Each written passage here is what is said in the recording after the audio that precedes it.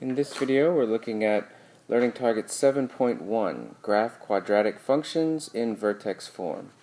So vertex form is y equals a times x minus h squared plus k. It's just a variation of the basic parabola shape y equals x squared. Okay, so an example, y equals 3 times x minus 2 squared plus 4. Okay, so the a is going to make the parabola wider or skinnier and make it face up or face down. The h of x minus 2 there is going to shift it 2 to the right, and the k is going to shift it 4 up, giving us a vertex of 2, 4. Alright, let's take a look at that on the graph. Okay, so it's going to shift 2 to the right and 4 up. There is our vertex. Okay, now we need some other points here, not just the vertex, because is it going to be shaped like this? We don't know. Maybe it's actually shaped like this. Okay, so to figure that out, what we want to do is go ahead and plug in some numbers. So we're going to go over next to look at our equation again, and just go ahead and plug in some numbers for x. How about 0? That's always a good place to go.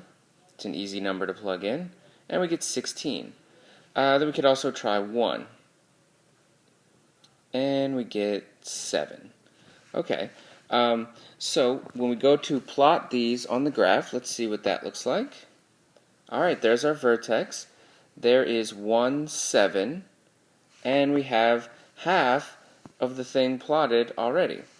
Now notice I didn't plot 0, 16, that was just off my graph. That's okay. If you plug in a number and it turns out to be off your graph, you can either change your scale or just don't use that point, find a different one. Now the important thing to remember here with a parabola, just like absolute value functions, parabolas are symmetrical. So what that means is once you have half, all you have to do is do the same thing to get the other half. So if I went 1 to the left and 1, 2, 3 up, I just go 1 to the right and 1, 2, 3 up. And there's another point. Okay, so one for you to try. Y equals negative 1/2 times x plus 5 squared plus 4. Now I have it in Desmos here, but I do want you to try graphing it by hand. You're going to understand these functions a lot better if you do them by hand first and then use the graphing calculator to check. That's it.